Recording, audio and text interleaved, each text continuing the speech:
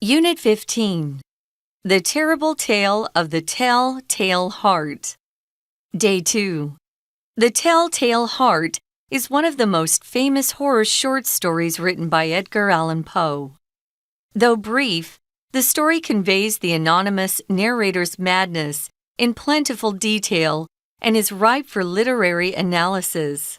It's a classic example of Gothic fiction, a genre that emerged in the late 18th century.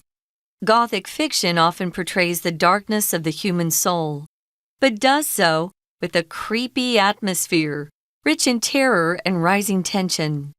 One technique Poe uses to create this atmosphere is using a first-person perspective with an unreliable narrator.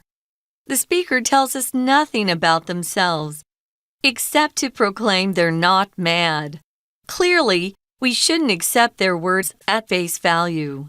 They say there was no motivation for their crime and that they loved the old man. But is this true? The relationship between the two characters is ambiguous. Is the narrator the son or daughter of the old man? Was the murder carried out in revenge for strict or even abusive parenting, symbolized by the old man's watchful vulture eye? We don't know the answers, but Poe's narrative style encourages us to speculate.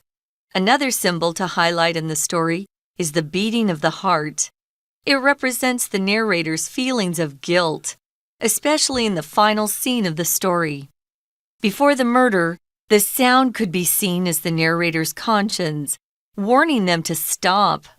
In the end, the beating increases in volume again, showing how the narrator is becoming more and more tormented by the knowledge of their crime. Ultimately, they confess to be free of the sound and their guilt.